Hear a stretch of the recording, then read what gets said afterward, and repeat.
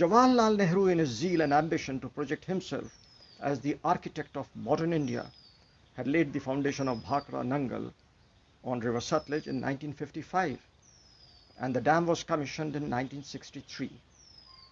All the credit for the dam and its vision has got wrongly ascribed to Nehru and Nehru alone, much due to propaganda, hype, which has negated the fact that the project was conceived long before India became independent. The agreement for this project had been signed by the then Punjab Revenue Minister with the Raja of Bilaspur in Himachal, and the project plan was finalized as early as 1945, and preliminary work on the project had also commenced in 1946, and the construction of the dam started in 1948. Jawaharlal Nehru, of course, had poured the first bucket of concrete into the Sutlej riverbed in 1955 as a symbolic initiative to start the work on the project. Simultaneously, when the work on Bhakra project was in the advanced stage, Nehru went ahead and signed the Indus Water Treaty with the Pakistan President General Ayub in 1960. This treaty, which tilts heavily towards Pakistan, in a nutshell, divides and defines the sharing of the waters of the Indus River system, comprising of Indus, Jhelum, and Chenab, and the tributaries that are being treated as the western rivers, while Ravi, Sutlej, and Beas that mainly flow through Himachal and Punjab in India as the eastern rivers. Under the treaty, under Article 2, all the waters of the eastern rivers shall be available for unrestricted use of India, except for domestic use and non-consumptive use. Pakistan will be under obligation to let flow and not permit any interference with waters of Sutlej and Ravi mains in the upstream before the rivers finally cross into Pakistan. After these rivers finally cross into Pakistan, these rivers will be available to that country, that is Pakistan, for unrestricted use. The Indus Waters Treaty defines and gives India and Pakistan the right concerning the use of these waters and provides for settlement of issues arising out of the interpretation and application of provisions agreed upon by the two countries under the treaty. Now, non-consumptive use and control or use of water for navigation, floating of timber, flood protection, fishing, wildlife management, and providing water incidental use and ensuring that it is returned to the water after its use is what has been provided for under the treaty for the western rivers. And it provides for Pakistan receiving unrestricted water, and India will be under the obligation to make sure that these waters are freely allowed to flow and there is no interference with the waters of Jhelum and Chenab. Of course, domestic and non-consumptive use, agriculture use, barring some exceptions, generation of hydroelectric power is permitted.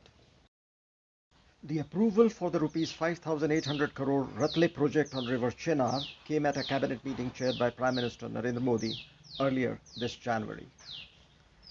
The centre has decided to go ahead with this long pending 850 megawatt Ratle hydroelectric project on river Chenab in Jammu, and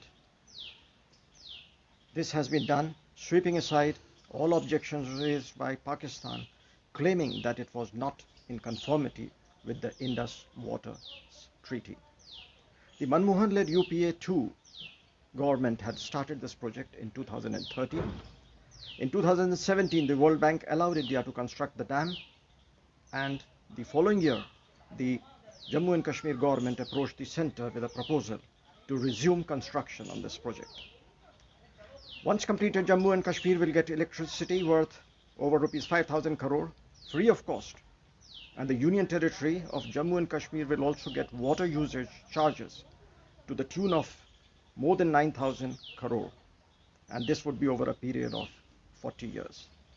Besides, the project will create more than 5,000 jobs directly and indirectly. I would like to draw attention to another project that has remained a bone of contention with Pakistan. It is in Kashmir, the Wular Barrage and the Tulbul navigation lock. After work on this project started in the mid-80s, and after spending crores on it, it is far from over, again due to objections raised by Pakistan and also sporadic acts of terror and violence by terrorists. There is no reason why a project intended for navigation purpose and for ensuring smooth flow of water in Jhelum and its tributaries even during the lean period, and this is fully as per the provisions of the Indus Waters Treaty, should get delayed. The governments both at the state and now the union territory and the center level should do everything for its full and speedy implementation. The Pakistani threat to take the matter to arbitration, matters arising out of the Indus Water Treaty notwithstanding, the Indian government has to show its will in this matter, just as it has done vis-a-vis the Ratle project. We don't need knee-jerk announcements that we will stop the flow of water in the Indus river system, as we did just after the Uri and Pulwama attacks, or after the 26/11 Mumbai attack, holding up bilateral and commissioner level talks with Pakistan, or stopping intergovernmental inspection of sites is one thing, but the will to go ahead with projects on our side is of utmost importance for the sake of the people of India. The Yangpo River has its origin in Tibet.